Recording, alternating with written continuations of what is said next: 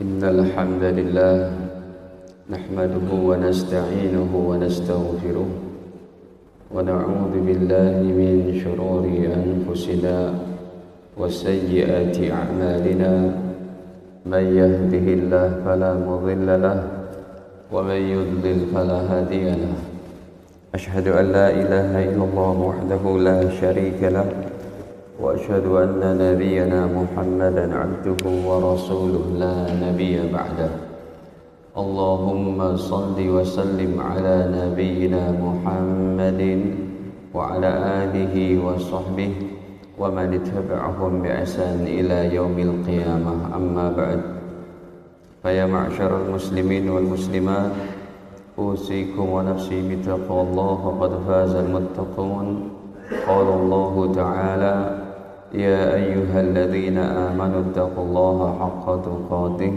ولا تموتن إلا وأنتم مسلمون. Alhamdulillah, para jamaah kaum muslimin wal muslimat yang dirahmati Allah, sebelumnya marilah senantiasa kita panjatkan puji syukur kehadiratnya atas segala limpahan nikmatnya kepada kita, terutama sekali nikmat iman, Islam, sehat, afiat. Sebelumnya juga saya mengucapkan taqabbalallahu minna wa minkum, ja'alana Allah wa iyyakum minal aidin wal faizin, kullu 'am wa antum bi khair. Semoga senantiasa Allah menerima amal-amal kita di bulan suci Ramadan, dijadikannya kita menjadi hamba-hambanya kembali kepada fitrah dan kemenangan, serta insyaallah sepanjang tahun dalam keadaan baik. Amin ya rabbal alamin. Hadirin, sebelum kita lanjutkan dengan tema-tema yang lebih jauh, yang paling pas untuk tema setelah Ramadan adalah pentingnya istiqomah setelah Ramadan sampai ajal tiba. Tema istiqomah ini adalah tema yang senantiasa dibawakan dalam Al-Quran, dalam hadis-hadis Nabi, dibawakan oleh para ulama-ulama, karena begitu pentingnya istiqomah. Ibadah tidak boleh hanya temporary saja. Ibadah jangan semangat hanya di bulan Ramadan saja. Dari sini, karena begitu pentingnya istiqomah, atau dalam bahasanya itu istiqomah adalah teguh pendirian ataupun konsisten.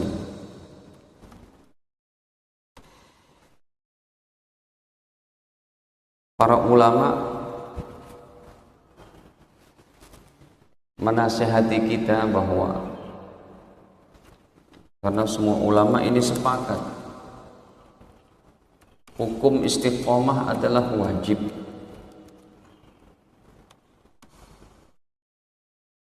Ditinggalkan jadi dosa. Bahkan dosa besar.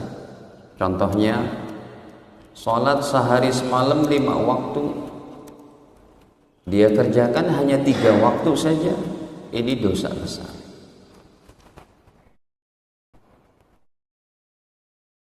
Kalau tahun depan kita panjang umur, insya Allah Ramadanan lagi, tarawehan lagi, takjilan lagi, sahuran lagi, zakat fitrahan lagi.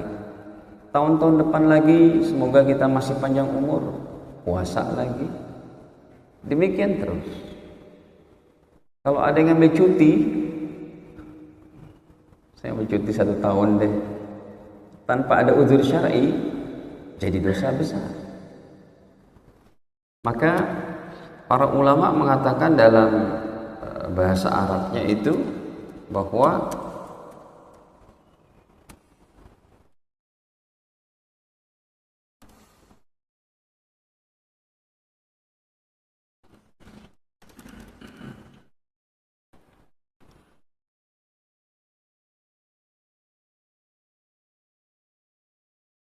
jadinya tarkul istiqomati maksiyatun, meninggalkan istiqomah jadi dosa.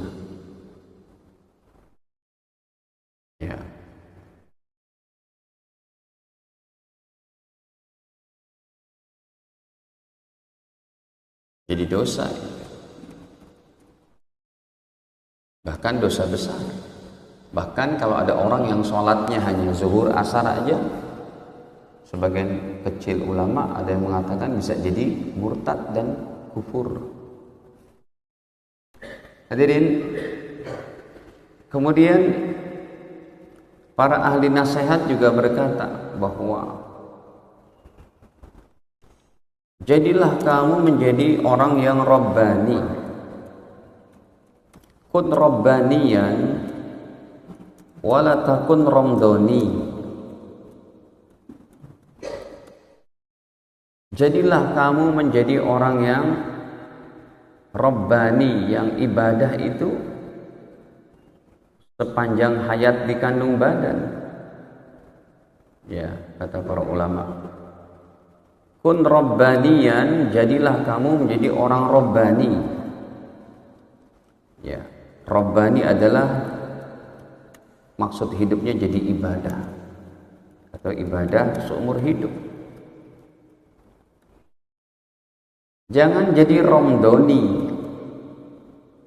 Romdoni ini adalah ibadah hanya di bulan Ramadan. Ke masjidnya cuma di bulan Ramadan.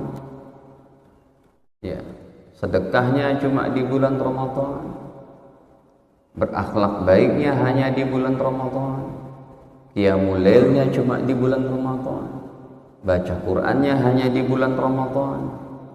Ini namanya orang kayak gini adalah orang yang romdoni, bukan yang robbani. Padahal kita diperintahkan jadi robbani. Nah hadirin, bicara masalah istiqomah, ini kebaikannya bukan hanya untuk masalah akhirat. Istiqomah ini kalau seseorang, para ulama kita membicarakan istiqomah, itu istiqomah paket komplit, Pak. Karena maksud hidup kita hanya ibadah. Ada seorang sahabat mulia dalam hadis Sahih Muslim 168. Namanya Sufyan bin Abdillah As-Saqafi. Beliau bertanya kepada Nabi, minta nasihat.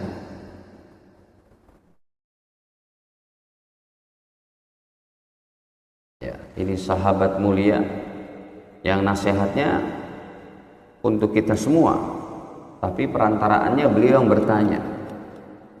Ya. An Sufyan bin Abdillah As-Saqafi radhiyallahu anhu, dari sahabat Sufyan bin Abdillah, beliau berkata, ya Rasulullah, wahai Rasul, qul li fil Islam qawlan, berikan kepada aku satu nasihat dalam Islam ini. La as'al anhu ahadan ba'daka, yang saya tidak akan bertanya kepada orang selain engkau. Qal, maka Nabi bersabda, qul amantu billahi, wahai Sufyan, wahai umat Islam, katakanlah aku beriman kepada Allah, fastaqim, kemudian istiqomah. Hadirin, istiqomah dalam satu maksudnya orang yang istiqomah ini dijamin oleh Allah. Kehidupannya baik, dunianya baik, ekonominya baik, anak baik. Jaminan dunia itu ada, terlebih akhirat. Contoh, di dalam, jadi kalau kita bicara istiqomah itu paket komplit ya.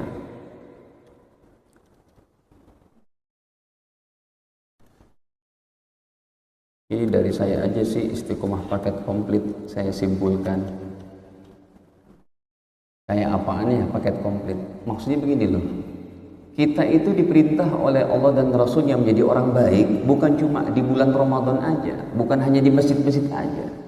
Dengan istiqomah ini semua akan baik, di jalan raya baik, di sawah baik, di toko baik, di kantor baik, di parlemen baik, di mana saja dia berada, jadi orang baik, itu istiqomah. Betapa pentingnya istiqomah hati. Untuk masalah dunia, contohnya dalam surat Al-A'raf, surat ke-7 ayat ke-96. Untuk masalah dunia akhiratnya, Allah jamin dunia akhiratmu baik dengan istiqomah, beriman, beramal soleh secara istiqomah.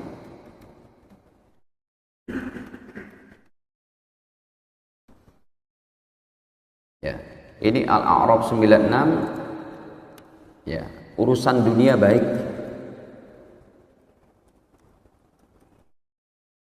Dijamin oleh Allah. Coba kita baca. Walau anna ahlal qura amanu wattaqaw la fatahna 'alaihim barakatim minas samaa'i wal ard.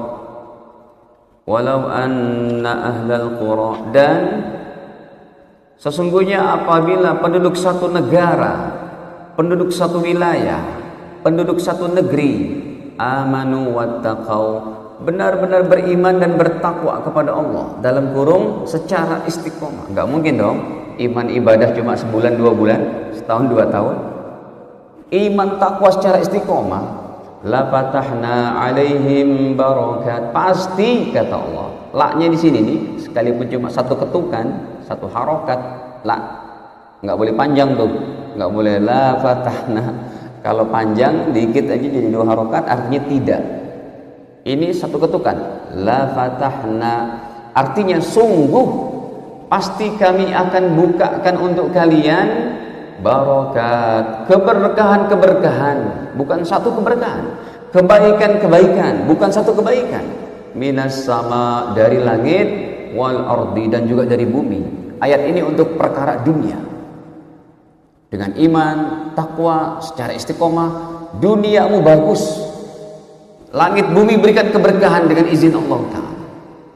Sebab kalau udah di surga nggak ada langit bumi lagi, Pak. Di surga nggak perlu tanah, nggak perlu langit, nggak perlu matahari, nggak perlu apa, bulan, nggak perlu waktu, karena sudah tinggal senang-senang saja. Ayat ini untuk kehidupan dunia. Kalau kita baik iman takwa kita secara istiqomah, ini janji Allah. Kemudian an-nahlnya, kalau an-nahl ini justru malah dunia akhirat itu dijamin oleh Allah. Nah, ini anak-anak kita kasih tahu. Nah, apapun jurusan pelajaran kuliahan yang kamu tekuni, ya, kemudian karir apapun, profesi apapun, tetap ibadah, tetap iman kepada Allah. Semua orang dengan karir dan pekerjaannya menjadi bisa tinggi derajatnya di sisi Allah. Para ulama dengan dalil dan amalannya yang mereka ajarkan dan mengamalkan jadi tinggi derajatnya. Para orang kaya dengan tinggi derajatnya dengan harta yang mereka infakkan. Para penyelenggara pemerintahan akan menjadi tinggi derajatnya insya Allah dengan pena dan kebijakan yang sesuai dengan apa yang Allah kehendaki. Orang-orang miskin menjadi tinggi dan derajatnya juga dengan doa dan tangisan mereka. Semua di antara manusia bisa mencapai tinggi derajat di sisi Allah. Nah, An-Nahl 97 ini untuk perkara ya urusan dunia akhirat bahkan. Kayaknya nggak ada orang mau hidup di dunia yang susah, Pak. Kita tanya sama orang waras, Pak, Bu, mau hidup susah nggak? Sengsara, kebelangsak kalau bahasa kasarnya.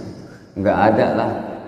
Kalau tidak ada orang yang mau hidup susah, pernahkah kita memperhatikan bagaimana kita bisa? Iya, kalau orang semuanya mau hidup enak, pernahkah kita memperhatikan mati kita mati yang enak, mati yang indah? Coba kita lihat ayatnya. Di dalam surat An-Nahl, surat ke-16, ayatnya ke-97. Man 'amila salihan min dzakarin aw unsa wa huwa mu'min falanuhyiyannahu hayatan thayyibah wa lanajziyannahum ajrahum bi ahsani ma kanu ya'malun. Man 'amila salihan, siapa orangnya yang beramal saleh, min dzakarin aw unsa, laki atau perempuan, baik laki atau perempuan, semua bisa mencapai derajat tinggi di sisi Allah. Wa huwa mu'min, dan dia beriman kepada Allah. Apa kata Allah selanjutnya? Falanuhyiyannahu hayatan thayyibah, pasti kami akan berikan kehidupan yang baik kepada kalian. Hayah thayyibah, hayatan kehidupan, thayyibah yang baik. Di akhiratnya wala najziyannahum ajrahum, dan pasti kami akan balas pahala kalian, pahala mereka bi ahsan, dengan yang lebih baik. 2 rakaat qobliyah subuh mendapat pahala, mendapatkan kekayaan dunia dan seisinya. Lebih baik cuma 2 menit 3 menit. 4 rakaat qobliyah zuhur, 4 rakaat ba'diyah zuhur, diampuni dosa, diharamkan masuk neraka. Dikerjakan cuma berapa menit, pahalanya hebat. 4 rakaat ba'da isya mendapat pahala seperti sholat 4 rakaat di malam Lailatul Qadar. Dengan waktu yang sangat ringkas, 4 menit aja dapat pahala begitu hebat. Keluar rumah baca bismillah tawakkaltu 'ala Allah. Allah berikan 4 jaminan. Kamu dijaga daripada kecelakaan, kamu diberikan petunjuk, dicukupkan rezekimu, dan syaitan menjauh darimu. Persis apa yang Allah katakan. Kamu berbuat amal yang sedikit, wala najziyannahum ajrahum. Kami balas pahala kalian bi ahsan, dengan yang lebih baik, makanu ya'malun, dari apa yang mereka kerjakan, dari apa yang kalian kerjakan. Para jamaah dirahmati Allah. Jadi untuk istiqomah paket komplit ini hadirin, ya, pokoknya kita pertahankan satu aja itu Pak, meninggal dalam keadaan beriman. Nah sekarang kita masuk aja pada poin-poinnya. Ya, saya ulangi lagi, ini istiqomah paket komplit maksudnya apa sih? Yang pertama, istiqomah dalam hablum minallah. Yang kedua, istiqomah dalam hablum minannas.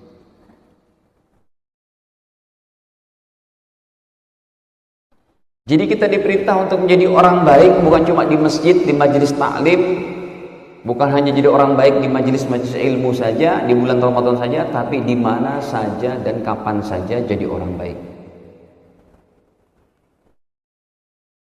Contoh, kita masuk aja. Istiqomah yang pertama dalam hablum minallah. Ini yang paling sensitif yang harus kita pertahankan. Tetap beriman kepada Allah sampai ajal tiba. Sebab kalau istiqomah dari segi hablum minallah, hubungan vertikal kita kepada Allah terabaikan, ini sangat mengerikan.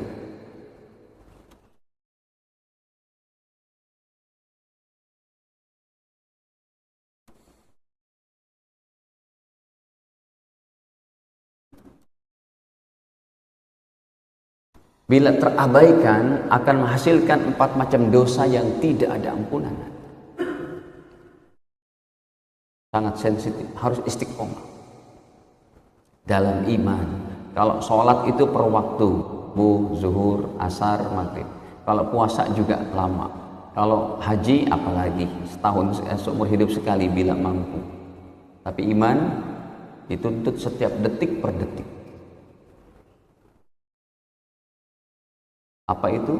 Kalau istiqomah dari segi iman ini terabaikan, ada 4 dosa yang tidak diampuni. Pertama, yang kedua,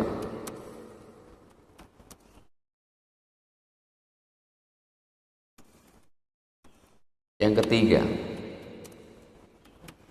naudzubillah, kita jaga anak keluarga kita, anak keturunan kita daripada kemurtadan, baik pindah agama gara-gara menikah, pekerjaan, gara-gara pergaulan dan lain-lain. Naudzubillah.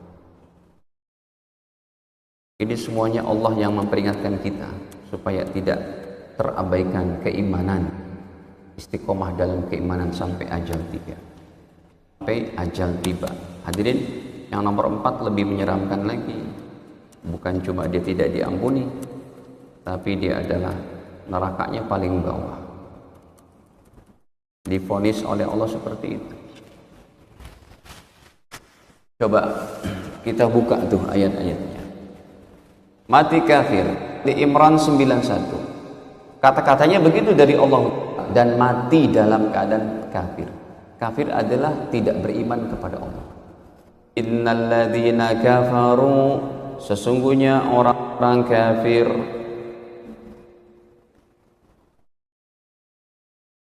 ya, Innalladzina kafaru, sesungguhnya orang-orang yang tidak beriman kepada Allah, wa matu wa hum kuffar, yang mereka mati dalam keadaan kafir, falan yuqbala min ahadin minal ardi dhahab, tidak akan diterima oleh Allah tebusan dari mereka sekalipun dengan bumi, kekayaannya emas sepenuh bumi, Pak. Masya Allah. Orang hari ini paling kaya, yang baru paling update itu Mr. Bernard Arnold. Yang kedua baru siapa tuh yang punya Tesla tuh, Elon Musk ya. Itu semuanya di bawah 4.000 triliun. Ini kekayaannya emas sepenuh bumi. Tapi kalau dia tidak beriman kepada Allah, mati dalam keadaan kafir, habis harapannya. Tapi kalau kekayaannya kayak kerajaan, keluarga kerajaan Brunei gitu ya, kerajaan Abu Dhabi yang nyumbang MBZ itu kan, tol MBZ tuh, kalau itu udah hebat banget dunia akhirat itu. Kerajaan Qatar yang income per kapitanya saja terakhir 140 juta per kepala keluarga itu. Kayak apa makmurnya dan beriman. Ya, hadirin, sudah ada tuh di permukaan bumi ini yang sekolah gratis, bensin murah, kemudian apalagi rumah sakit gratis. Nggak ada orang miskin mau menerima zakat di satu negara itu. Jadi memang ketika hamba Allah ini istiqomah, ditampilkan oleh Allah tuh pertama kali duniamu bagus gitu. Hidupmu jadi enak. Kalau tadi Qur'annya, ini hadisnya, coba saya buka. Nomor 2109, riwayatnya Imam Bukhari. Ada lagi orang miskin terima zakat, Pak. Akan ada satu masa itu selama 7 tahun. Wallahu kita masih hidup atau tidak.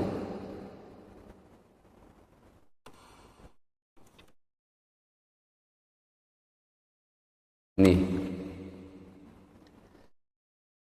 berarti salah tulisan, tidak keluar.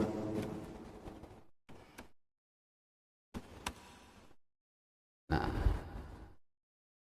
2109, riwayat Imam Bukhari, Nabi bersabda, ya, walladzi nafsi biyadih, demi zat yang jiwaku ada pada kekuasaan Allah, la yushikanna ayanzil fikum ibnu Maryam, dalam waktu yang dekat akan turun ke tengah-tengah kalian Sayyiduna Isa bin Maryam, hakaman muqsita, sebagai pengawas pemerintahan, hakim yang adil, ya, pemimpinnya Imam Mahdi.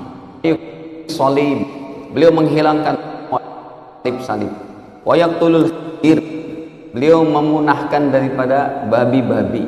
Wa yad'ul jizyah, beliau akan hilangkan semua pungutan liar. Wa yufidul mal, dan harta berlimpah ruah. Hatta la yaqbaluhu ahad, sehingga enggak ada lagi satu orang miskin pun yang terima zakat. Dengan apa? Makanya negeri kita ini kita mau bangun dari segi rohani dan jasmani.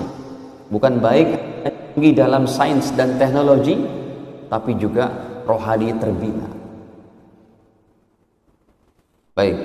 Kemudian hadirin, nah, orang yang mati musyrik dalam An-Nisa 48. Ini masih banyak banget pembahasannya Bapak Ibu. Saya urutkan saja. Yang mati dalam keadaan musyrik, tidak istiqomah dalam beriman kepada Allah, sehingga menyembah Tuhan yang lain selain Allah Ta'ala. Kita buka pada 48-nya.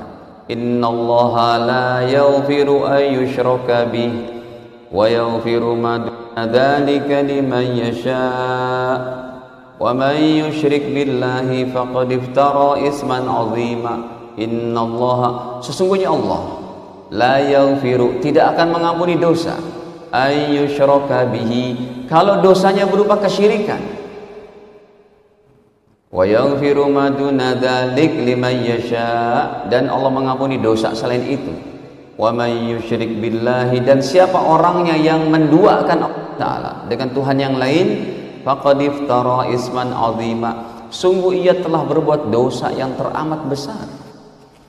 itu kalau mati musyrik. Yang ketiga, dalam keimanan bisa menghasilkan kemurtadan.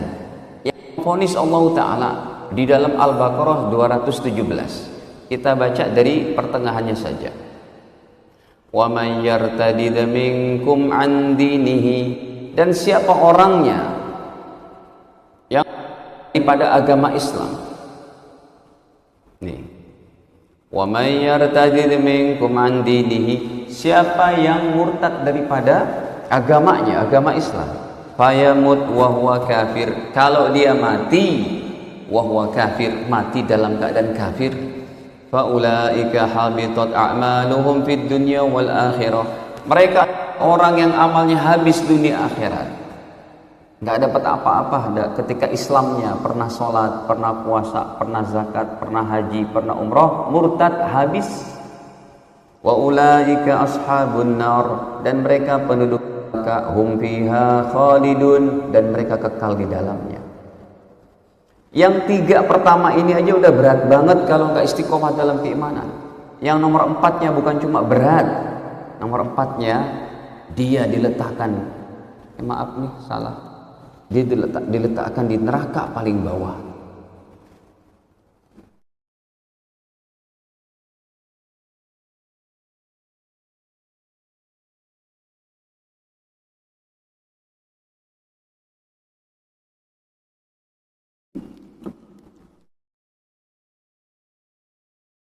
Yang tiga pertama sudah berat, yang nomor empat nerakanya paling bawah. Sebab kenapa? Kalau yang tiga pertama mereka tidak beriman dan beribadah kepada Allah untuk diri sendiri. Yang nomor empat mengaku kawan ternyata lawan, menusuk dari belakang, menggunting dalam lipatan, musuh dalam selimut, musang berbulu domba. Apalagi biskuit kongguan isinya rengginang. Nah itu artinya munafik, dia punya muslim padahal musuhnya. Makanya divonis oleh Allah orang kayak gini nerakanya paling bawah. Coba kita buka itu. Innal munafiqin fid darkil asfali minan nar. Sesungguhnya orang-orang munafik berada pada neraka paling bawah. Walan tajida lahum nasira, dan tidak akan ada satu orang penolong pun kamu dapati untuk mereka, wahai Nabi Muhammad SAW. Nabi Muhammad pun digituin oleh Allah, enggak bakal ada kamu dapati nanti di akhirat untuk mereka satu orang penolong pun. Ya, innal munafiqin, sesungguhnya orang-orang munafik fid darkil asfali minan nar, berada pada tingkatan neraka paling bawah. Walan tajid lahum nasira, enggak ada lagi satu orang penolong pun. Bapak Ibu, kemudian apalagi prakteknya istiqomah yang hubungannya minallah. Selain beriman kepada Allah, tetap beriman, ya, tetap jaga sholat 5 waktu berjamaah.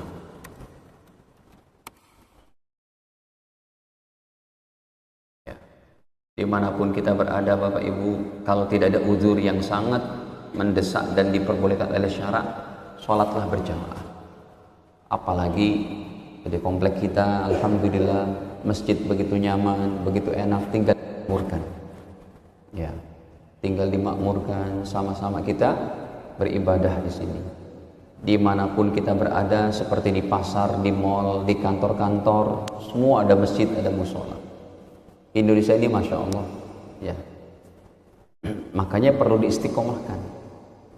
Sebab kita kan ibadahnya baru kayak begitu tuh, tapi keberkahannya udah kita lihat. Kalau betul konsekuen secara istiqomah dengan hebat. Contohnya begini. Di tempat saya lah di Bekasi, kemarin 1 Syawal kita sholat subuh. Sholat subuhnya hadirin yang laki-laki cuma 2 saf, tapi ketika sholat Idul Fitri sampai jalan raya, sampai pos satpam, itu laki-laki semua, sampai melebar keluar. Padahal sholat subuh hukumnya apa? Wajib. Yang Idul Fitri hukumnya? Kapan umat Islam Indonesia akan mencapai kejayaan kayak begini? Allah berikan lebih berkah lagi tuh dunia akhirat, dunianya terutamanya yang sedang kita pijak dan kita jalankan. Kalau sholat subuhnya sudah kayak Idul Fitrinya, kalau sholat subuhnya sudah kayak sholat Jumatnya, Itu baru istiqomah. Nah ini jaga. Saya nggak berikan dalil karena masih banyak pembahasannya. Ini kita lewati saja. Dalilnya banyak itu. Kemudian juga Bapak Ibu jaga sholat tahajud. Jangan qiyamul lail kita cuma di bulan Ramadan saja. Di luar Ramadan jagalah qiyamul lail. Ya. Makanya di beberapa masjid yang imamnya hafidz Quran, hafal Quran, ya, kita anjurkan tuh imam-imam para DKM-nya supaya buat satu sebuah pembelajaran bagi warganya. Adakanlah tahajud berjamaah sebulan sekali, 2 pekan sekali. Ya. Imam Masjid Istiqlal yang suaranya sangat indah itu, beliau ada beberapa masjid membimbing sholat tahajud berjamaah tiap sepekan sekali. Namanya Ustadz Hasanuddin Sinaga itu. Ada di YouTube-nya. Kalau kita tulis Ustadz Hasanuddin Sinaga, ada di situ. Suaranya seperti Imam Sudais. Ya, beliau istiqomah itu membimbing jamaah untuk sholat tahajud berjamaah. Jangan tiap malam, tapi 2 pekan sekali, sebulan sekali. Untuk apa tujuannya? Supaya jamaah terbiasa dengan dilatih di masjid, nanti prakteknya pada 28 hari di rumah, supaya tidak tinggal tahajud. Sekalipun kita udah kuat banget nih baca Qur'annya, sholat berjamaahnya, dzikirnya kita jaga, tapi tahajud juga dijaga, masih kurang jadi orang soleh. Oke, kita lewati saja ini. Enggak mestilah kita baca 1 juz tiap malam pas tahajud. Hafal Quran juga enggak. Ya udahlah, kuliah, kulhu, alam taro, alam nasroh kan gitu. Wadduha, sabbihisma rabbik, gitu-gitu aja. Kalau Bapak bisa baca, pegang Quran, bisa baca 1 juz, itu lebih afdol yang tidak hafal Quran. Kemudian istiqomahkan juga sholat sunnah, baik rawatib, duha, tahiyat masjid, syukur wudu, dan lain-lain.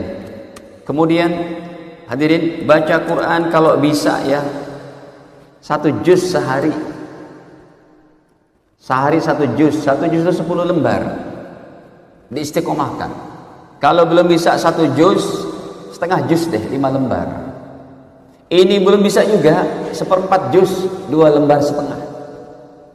Ini nggak mampu juga, 1/8 juz, 1 lembar setengah begitu. Kalau 1/8 juz nggak bisa juga, masa 1/16 juz? 1/16 juz itu nggak ada 1 muka. Bacalah 1 lembar, 2 lembar, 3 lembar dengan artinya. Ya, setiap hari istiqomah. Kemudian kalau nggak paham artinya nanti tanya sama ustadz, sama guru. Kemudian hadirin, dzikir tahlil. Jangan lewat sehari daripada dzikir tahlil minimal 100. Ini kalimat tahlil la ilaha illallah sebagai penentu kita menjadi orang sukses atau tidaknya. Hadis riwayat Imam Abu Daud. Coba ini saya tampilkan hadisnya karena lumayan penting ini. Ya, semuanya sih penting, tapi ini prioritas. Ya. Nomornya 3118. Nabi bersabda, nih, man kana akhiru kalamihi la ilaha illallah. Siapa yang akhir hidupnya ketika sakaraat mautnya dapat mengucapkan la ilaha illallah. Siapa yang akhir hidupnya ketika sakaraat mautnya tetap dalam keimanan la ilaha illallah, dakhalal jannah, pasti dijaganya.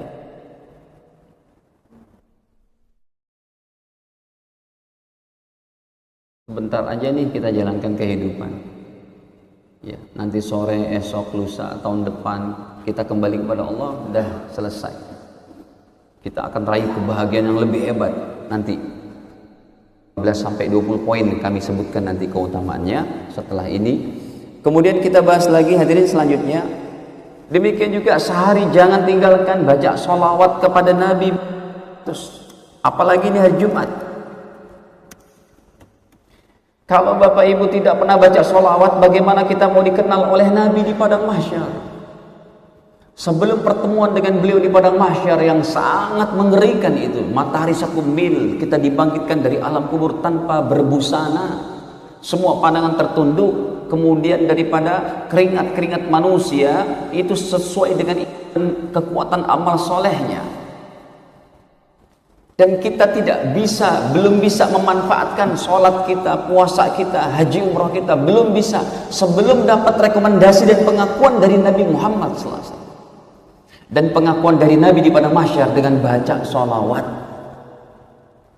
100 lah ucapkan, Allahumma salli ala Muhammad wa ala ali Muhammad, Allahumma salli ala Sayyidina Muhammad wa ala ali, ataupun yang paling ringkas sallallahu ala Muhammad sallallahu. Ini saya tampilkan hadisnya karena penting. Kenapa? Kita kalau baca sholawat kepada Nabi ada hubungan batin kepada beliau. Apa? Karena sholawat kita disampaikan oleh Allah dengan Allah perintahkan kepada malaikat supaya bacaan sholawat kita disampaikan ke kubur Nabi. Ibaratnya dari sekarang kita store nama dan baginda Nabi. Allahumma sholli ala Muhammad wa ala Muhammad sampai ke kubur Nabi. Nabi mengetahui itu dengan izin Allah. Oh, umatku dari jalan Jalan Camar Masjid At-Taqwa sedang bersolawat. Ya, ini coba hadisnya. Nomor 468, derajatnya hasan, riwayat Imam Tirmidzi. Baginda bersabda, kata Nabi,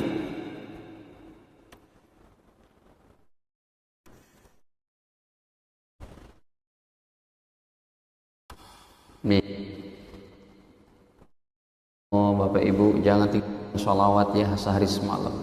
Kita pegang handphone itu, kalau menurut penelitian orang Indonesia pegang handphone sehari semalam paling enggak 5-6 jam itu diakumulasi semuanya itu. Baca sholawat cuma 100 kali itu 5 menit Pak. Ya, sallallahu ala Muhammad, sallallahu ala Muhammad, sallallahu. Kata baginda, aulan nasi bi yaumal qiyamah, orang yang paling dekat dengan aku pada hari kiamat di padang mahsyar nanti, aksaruhum salatan, yang paling banyak baca sholawatnya kepada aku. Ini berarti rekomendasi dari Nabi, baru nanti itu kita akan meraih daripada pahala sholat kita, puasa kita. Tapi kalau nggak pernah sholawat, dapat rekomendasi dari Nabi Muhammad SAW. Pintu gerbangnya beliau ini supaya kita diterima amal kita dan diampuni dosa-dosa kita. Beliaulah yang pasang badan untuk umat. Makanya kalau terabaikan yang tadi 4 macam di atas itu, ini Nabi Muhammad pun keseret-seret kena hukumnya dari Allah. Kamu wahai Nabi, sesoleh apapun wahai Nabi Muhammad, kamu menangis di akhirat untuk menolong mereka yang mati dalam keadaan 4 macam ini, gak bisa engkau menolongnya. Begitu penting Pak istiqomah. Baik, kita lanjut dulu yang hablum minallah, baca Quran. Nah ini penting juga nih, semuanya sih penting. Istighfar untuk kita dan orang tua.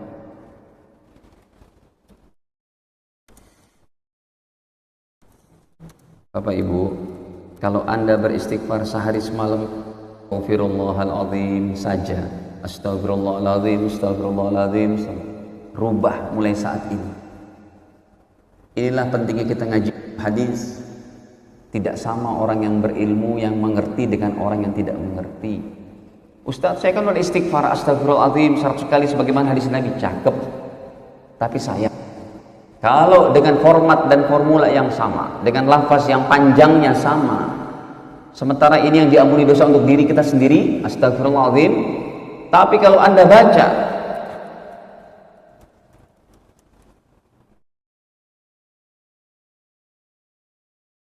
gimana sih? Kalau Anda baca cuma segini aja, Rabbighfirli wali walidayya 100 kali. Sekali pekerjaan, 2-3 pulau terlampaui. Yang pertama, dosa kita diampuni. Kalau yang astagfirullahaladzim cuma kita. Kalau kita baca Rabbighfirli wali walidayya 100 kali, dosa bapak ibu kita juga diampuni. Yang ketiga, derajat mereka diangkat di alam barzaknya, di surga. Catatannya itu rating kebaikannya naik terus setiap hari 100 derajat. Keren Pak. Diganti aja kata-katanya itu. Astagfirullahaladzim tapi Rabbil walidayya. Ini hadisnya riwayat Imam Ahmad nomor 10.610. Jadi tadi saya sampaikan tuh nomor-nomornya itu supaya saya ingin meyakinkan bahwa apa yang kita bicarakan itu semuanya berdalil. Nih, Ahmad ini jumlah hadisnya termasuk kitab hadis terbesar terpanjang, ada 27.647 hadis. Kita buka yang 10.000-nya. Ribet banget sih Ustadz ngaji ilmu hadis. Ya begitulah. Ini lihat tuh, sudah tampil 10.610. Qala Rasulullah sallallahu alaihi wasallam, baginda Nabi bersabda, ini kalau umur kita panjang, tenaga kita kuat, begitu nikmatnya kalau kita udah ngerti bahasa Arab, mungkin nggak bisa ketemu sama anak, istri, sama handai tolan, nggak bekerja, cuma baca hadis Nabi aja, diperdalam lagi banget. Karena jumlahnya lebih daripada hampir 1 juta hadis. Ya, yang ada sekarang mungkin bisa di atas 200.000 hadis. Itu banyaknya hadis-hadis Nabi. Itu baru substansi ya, belum diproses. Lafaznya apa, perbedaan hukumnya apa, sanadnya dari mana, derajatnya apa, belum dibahas. Baik, qala Rasulullah sallallahu alaihi wasallam, baginda Nabi bersabda, Innallaha azza wa jal, sesungguhnya Allah yang maha perkasa lagi maha mulia. Kita buka halaman selanjutnya. La yarfa'u darajata lil abdi salih, sungguh Allah akan mengangkat derajat untuk seorang hamba yang soleh, suami istri yang soleh-soleha, orang tua kita. Fil jannati, kalau mereka masih ada dosa, diampuni dosanya. Kalau dosanya sudah diampuni, diangkat derajatnya di surga. Orang tua kita yang sudah meninggal bisa bercakap-cakap dengan Allah. Fayaqul, mereka bertanya, ya Rabbi, atau di surganya mereka bertanya, ya Rabbi, ya Allah Tuhanku, anna li hadhi, kenapa derajat saya tinggi banget ya Allah surganya? Kayaknya amal saya nggak begini banget. Ini kenapa derajat saya tinggi ya Allah? Setiap hari ratingnya naik 100 derajat itu. Setiap hari 100 tingkat. Fayaqul, maka Allah menjawab, bistighfari walikalaka, ini karena istighfar anak-anakmu untukmu yang masih hidup di dunia. Sayang kalau kita nggak lakukan itu. Baik, yang selanjutnya hadirin, singkat saja. Yang selanjutnya adalah sedekah harian. Bapak Ibu jangan tinggal. Sekalipun 10.000, 5.000, sekalipun 1.000 rupiah. Esensinya apa yang paling utama? Kita menjadi umat bisa memberikan kebaikan-kebaikan, baik itu muslim atau non muslim. Itulah hebatnya orang Islam. Tidak ada rasa kebencian pada satu manusia. Saya salut itu kepada seorang ustadz yang rocker metal itu, Ustadz Dery Sulaiman. Ya, ada orang-orang yang mencemooh, kamu udah pakai sorban masih ke sana. Tapi dia nggak ngelihat sisi baiknya itu. Sekarang ketika kemarin ada kelompok metal dari Slipknot, Ustadz tahu juga, kelompok Slipknot yang datang. Ini kan Coldplay mau datang nih.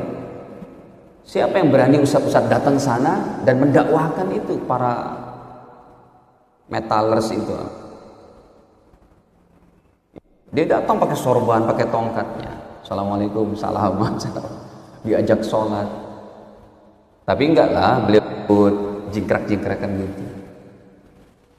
Ya, kan ada tuh Ustadz Dery Sulaiman. Jadi sisi baiknya itu beliau bisa berdakwah.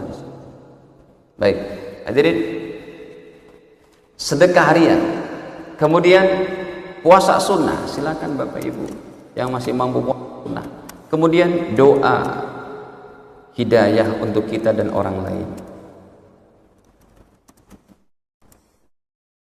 Ya, baik. Kemudian dan lain-lain deh.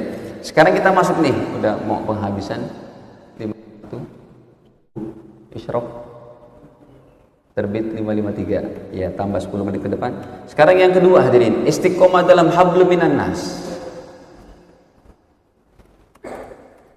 Jadi pembahasan istiqomah ada juga Ustaz tentang hablum minan nasnya. Iya, ini yang disebut paket komplit. Istiqomah dalam hablum minan nas bukan cuma sholat puasa saja. Istiqomahkan tetap jadi orang baik di mana saja kita berada.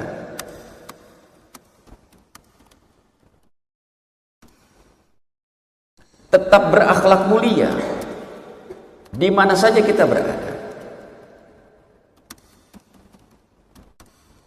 tetap memberikan kebaikan untuk orang lain, baik muslim atau non muslim.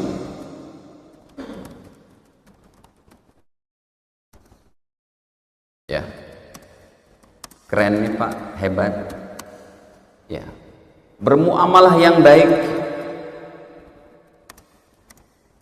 hutang piutang yang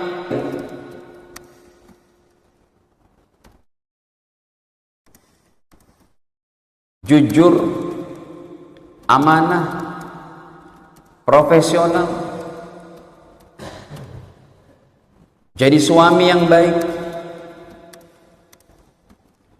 istri yang baik. Ini semua masuk dalam kategori istiqomah.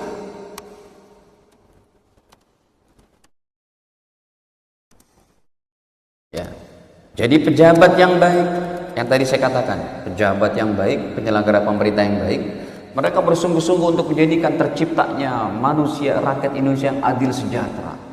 Sementara untuk keperluan dan hajat mereka, mereka serahkan tawakal kepada Allah. Rakyatnya pun menjadi rakyat yang baik, taat, patuh pada peraturan. Mereka juga sungguh-sungguh menjalankan kehidupan dengan baik. Untuk hajat mereka, mereka minta kepada Allah. Cakep banget itu. Orang kayanya mudah memberi, orang miskinnya tidak mudah meminta. Ya, hadirin, orang yang menjabat satu tugas seperti ini menjadi orang baik, dibanggakan oleh Allah dan Rasulnya lebih daripada orang yang rajin sholat tahajud sampai nangis-nangis, lebih daripada orang yang pertama kali disebut oleh Allah daripada orang yang memakmurkan masjid, yang bersedekah. Hadis Sahih Bukhari, pejabat yang baik itu Pak, ini saya tampilkan. Canggih ya Pak, bagus banget ya Islam ini. Ini kan kalau pejabat dengar masalah begini, mereka tertarik untuk apa? Penaknya dan kebijakannya diridhoi oleh Allah. Itulah tingginya derajat mereka. Kenapa pejabat yang baik ini lebih tinggi nanti di padang mahsyar? Bukan lebih tinggi maksudnya, disebut pertama kali oleh Allah, oleh Rasulullah. Karena kalau orang rajin puasa, sunnah, tahajud, baca Quran untuk diri sendiri. Tapi kalau pejabat dengan pena dan kebijakannya, kemaslahannya untuk siapa? Allahu Akbar, 200 juta manusia. Coba kita lihat hadisnya. Riwayat daripada Al-Imam Bukhari. Imam Bukhari jarang keluar, ini keluar ini. Ya, Bukhari Muslim, tapi saya tampilkan yang Bukharinya. Ya, Nabi bersabda, sab'atun yudhilluhumullahu fi dhillihi yawma la dhilla illa dhilluh. Nomornya 629. Ya, kata baginda, ada 7 kelompok orang yang akan mendapat naungan nanti di padang mahsyar. Yang pertama, bukan orang yang rajin tahajud sampai nangis-nangis sedekah, bukan orang jaga ukhuwah Islamiyah, bukan yang memakmurkan masjid dulu, tapi yang pertama oleh Nabi, al-imamul adil, pemimpin yang adil, pejabat yang baik. Baru yang lainnya nanti. Anak muda yang tumbuh ibadah karena Allah. Yang ketiga, laki perempuan yang dia suka memakmurkan masjid-masjid, hatinya terpaut dengan masjid. Yang keempat, orang yang jaga ukhuwah Islamiyah, cinta karena Allah, bertemu karena Allah, berpisah karena Allah. Yang kelima, orang yang menghindarkan dari perbuatan zina. Yang keenam, orang yang bersedekah begitu ikhlasnya, hatta la ta'lam ma tunfik yaminu, hatta shimalu, tidak mengetahui oleh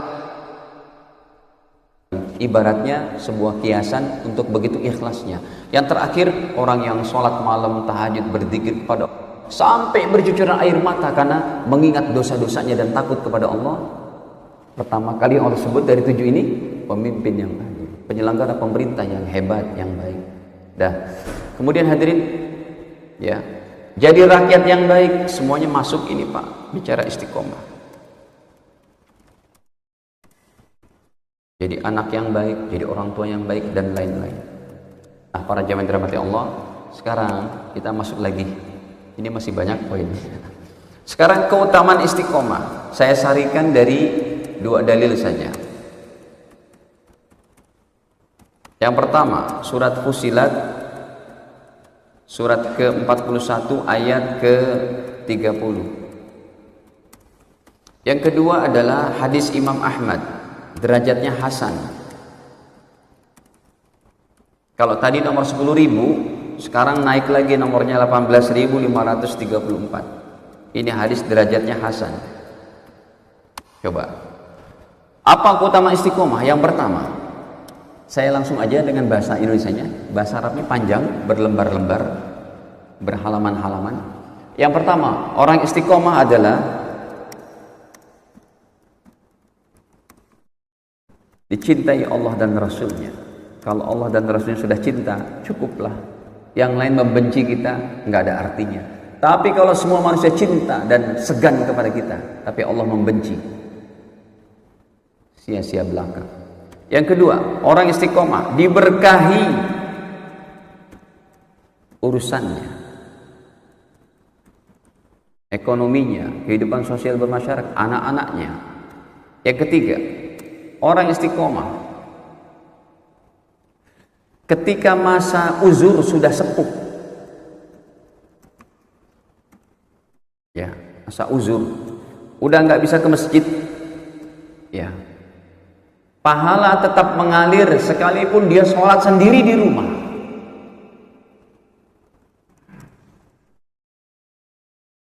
Sebagaimana dia ibadah masa muda, masa sehat. Yang keempat, orang istiqomah dijamin surganya. Yang kelima, ini sampai 20 lebih nih Bapak Ibu. Ya, yang kelima, orang istiqomah ketika sakaraat maut, Allah kirim jutaan malaikat untuk menyaksikan prosesi pencabutan nyawanya. Saya katakan jutaan.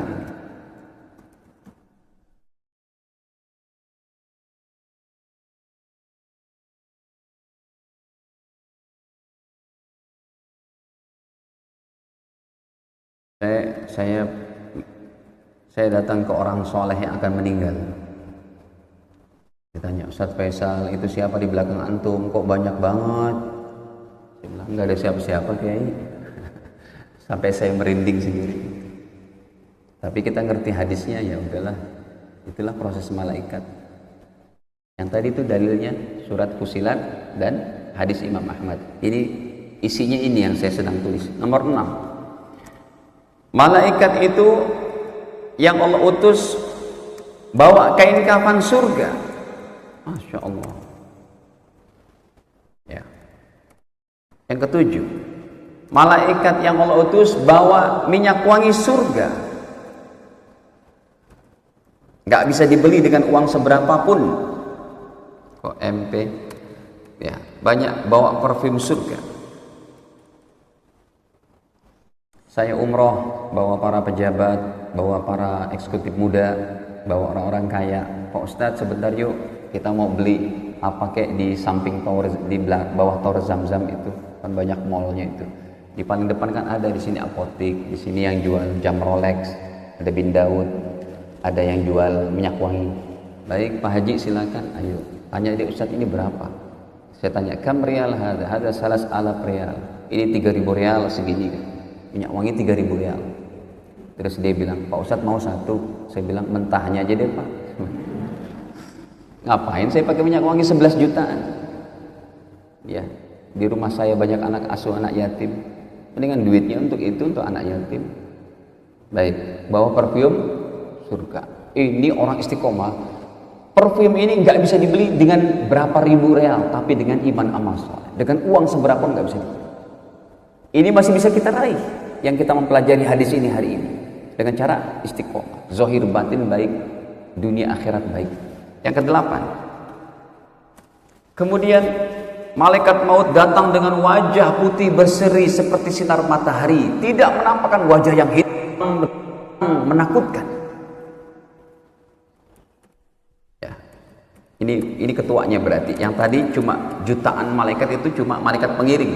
Malaikat maut datang ya dengan wajah putih seperti matahari. Kemudian nomor 9, ketika malaikat maut mencabut nyawa orang yang istiqomah ini, malaikat maut mendoakan. Dia mendoakan orang yang akan dicabut, orang istiqomah, cabut nyawanya. Apa doanya? Kata, semoga kembalilah kamu kepada Allah, semoga kamu dapat ampunan dan ridho Allah. Malaikat maut, Pak, ukhruji, kalau bahasa Arab nabinya itu, ukhruji ila maghfiratin minallah wa ridwanin. Kembalilah kamu kepada Allah, ya, semoga kamu dapat ampunan dan ridho. Yang ke-10, dicabut nyawanya, nyawa orang istiqomah, lembut keluarnya seperti air ditumpahkan mengalir.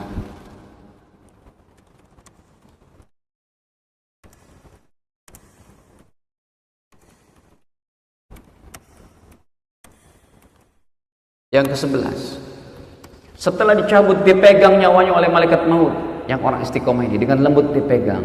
Terus kata Allah, kafankan dengan kain kafan surga. Berarti ini proses alam malakut, alam malaikat.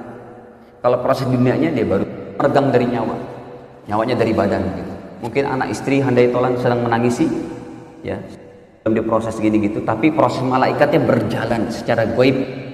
Yang ke-11 adalah, yaitu nyawanya dipegang kemudian dengan kafan surga.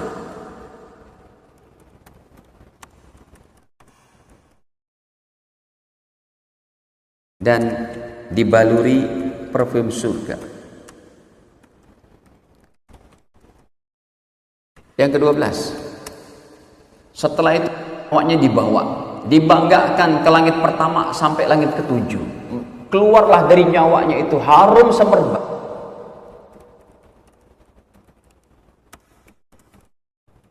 Di langit ke-1 sampai ke-7.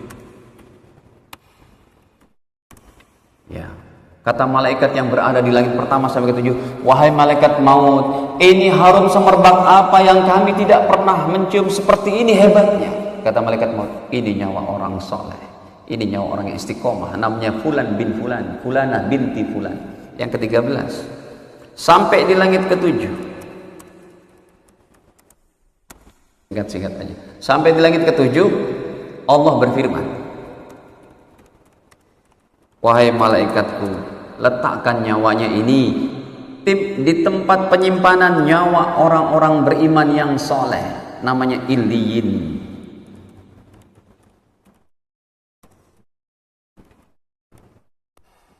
Ke-14. Nah, proses secara alam manusianya, syariat manusianya, si jenazah dimandikan, dikafan, disolat, dikubur. Proses ketika sudah sampai di kuburan, diletakkan di yang lahat, Allah berfirman. Ketika di langit ke-7, Allah katakan, sekarang kembali bawanya jenazahnya, dia akan mendapat pertanyaan malaikat Munkar Nakir. Yang ke-14, mudah menjawab pertanyaan Munkar Nakir.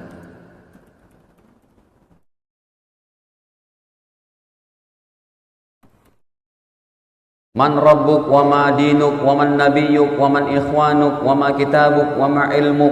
Apa agamamu, siapa Tuhanmu, siapa nabimu? Dijawab dengan mudah. Yang ke-15, kata Allah, wahai malaikatku, itu hambaku yang soleh, ganti kain kafannya itu yang dibeli dari pasar Bintaro, mana pasarnya? Ganti kain kafannya, kata Allah, dengan baju surga. Di dalam kuburnya dapat baju surga, Pak. Hadis ini derajatnya hasan. Kalau lemah nggak berani saya tampilkan. Ya. Ganti dengan baju surga.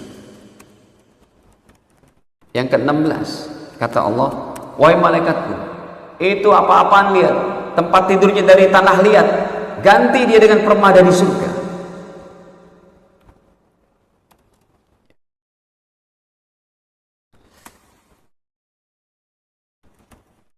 Yang ke-17, kata Allah, wahai malaikatku, buka satu aliran air condition dari surga menuju kuburan orang-orang istiqomah seperti ini. Bahasa saya terjemahnya AC surga.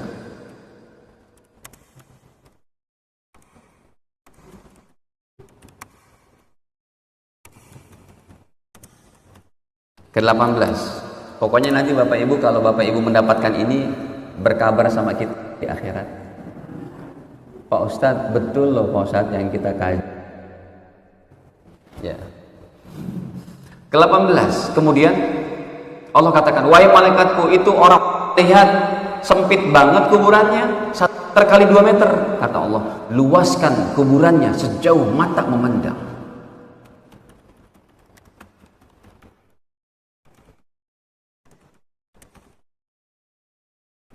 Ke-19 kata Allah, wahai malaikatku, ya, apa itu? 19-nya begini. Akhirnya si jenazah, 19-nya, si jenazah keheranan yang orang soleh istiqomah ini. Kamu siapa? Kalau jenazahnya seorang wanita soleha, datanglah wanita cantik berpakaian bagus, harum semerbak. Kalau jenazahnya orang soleh istiqomahnya laki-laki, datanglah wajah ganteng, pakaian baik, sangat harum, muka berseri. Si jenazah heran, kamu siapa? Kenapa datang ke kuburku? Mereka menjawab, kami adalah sholat, puasa, zakat, akhlak muliamu.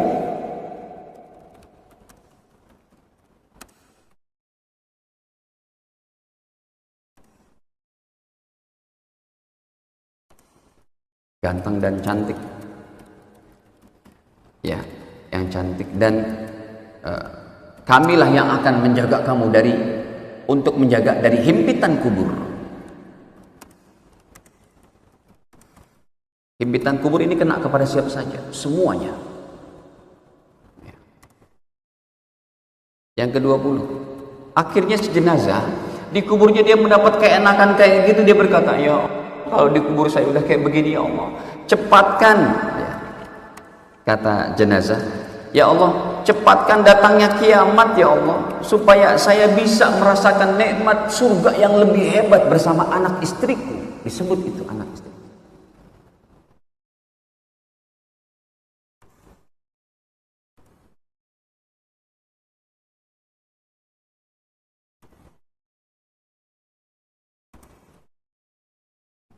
Yang ke-20, Allah katakan, sabar ya mas, sabar ya pak. Kata Allah, nam kanaumatil arus. Udah, kamu tidur aja sebagaimana tidurnya pengantin baru. Nanti dia bangun-bangun, malaikat Israfil meniupkan sangkakala kiamat. Ini kalau saya teruskan sampai nomor 50 nggak habis. Sampai sini aja.